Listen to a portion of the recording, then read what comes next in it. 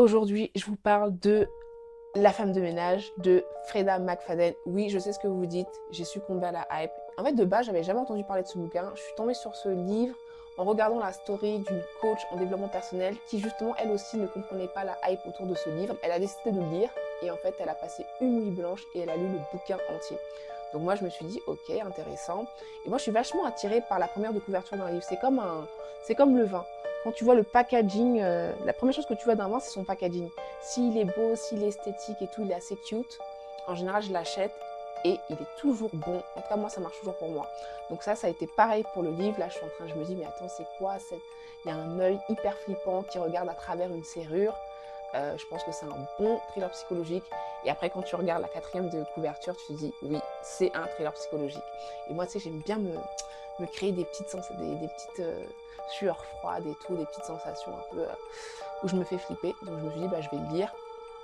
Et en fait, c'est l'histoire de Millie, donc c'est une jeune femme de 25 ans à peu près, qui vient tout juste de sortir de prison, donc elle recherche un taf, et elle est engagée par les Winchester, donc qui est une famille hyper riche qui vit à New York, et du coup ils décident de l'engager, donc en fait elle devient femme de ménage, un peu babysitter, donc elle est censée s'occuper de toutes les tâches ménagères de la maison, qui est immense au passage, et de leur fille qui est un peu spéciale.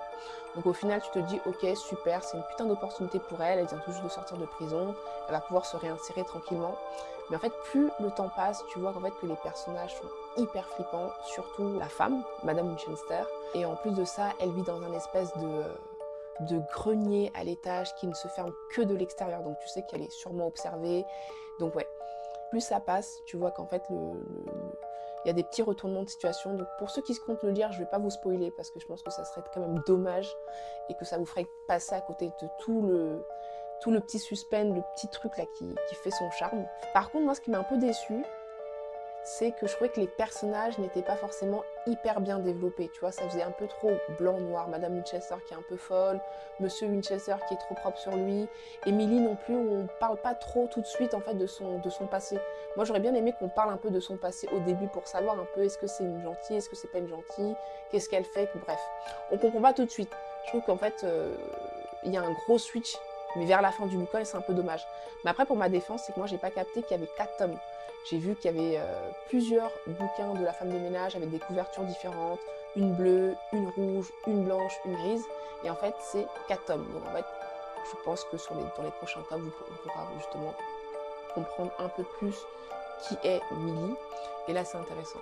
Donc je ne vous spoil pas davantage, mais en tout cas, ça m'a fait grave du bien de lire ce bouquin. Moi, je l'ai lu en 2 semaines, hein, pas en un jour, parce que j'aime bien prendre mon temps, j'aime bien me créer des petits